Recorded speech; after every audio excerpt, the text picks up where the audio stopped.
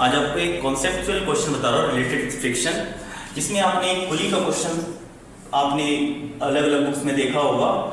और उसमें जो कॉन्सेप्ट हमें बताया जाता है कि अगर ये पुली, जिसको हम बॉक्स पोर्टर कहते हैं, अपने ऊपर कोई लोड ले रखा है इसने, तो ये कोई भी वर्क नहीं करता। ऐसा आपको बुक में लिखा हुआ मिल जाएगा और टीचर्स ऐसा बताते हैं। तो ये एग्जैक्ट करेक्ट नहीं है, क्योंकि वर्क डन जो होता है उस पर्टिकुलर एजेंट से डिफाइन होता है कौन सी फोर्स वर्क डन के लिए रिस्पॉन्सिबल है।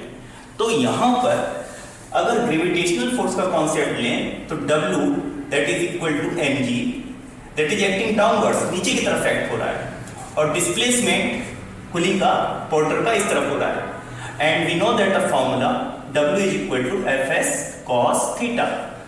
Now the angle is theta here 90 degrees. So work done is F, let us say F is something force, and displacement in this direction theta is equal to cos 90. Then work done is equal to 0. Here the work done by gravitational force that is 0. But if the pulley is moving in this direction, अगर पुली इस direction move कर रहा है, in that case on the feet of पैरों पर पुली के क्या act हो रहा है? Friction force. Friction force is acting, friction force is acting. So now friction force acting in backward direction and motion forward in forward direction. पुली आगे की तरफ डिस्प्लेसमेंट बढ़ रहा है। Now you can say theta 180 degree. Now cos 180 degree, that is -1. So here in this case work done is not equal to 0. So pulley is doing work against the friction but not doing work against the force of gravitation, जिसको हम कह सकते हैं।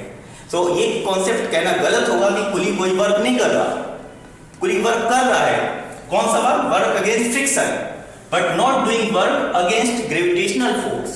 सो अगर आपके पास अगर ये concept अगर आपको ही बताता है तो आप इससे ये क्वेश्चन पूछें कि ये जो फ्रिक्शन फोर्स है इसके अगेंस्ट कौन वर्क कर रहा है। अगर इसके अगेंस्ट वर्क नहीं हो रहा तो ये आगे बॉडी जा कैसे रही, पुली आगे कैसे जा रहा है। तो आई होप आपको कॉन्सेप्ट क्लियर हो गया होगा। Thank you very much.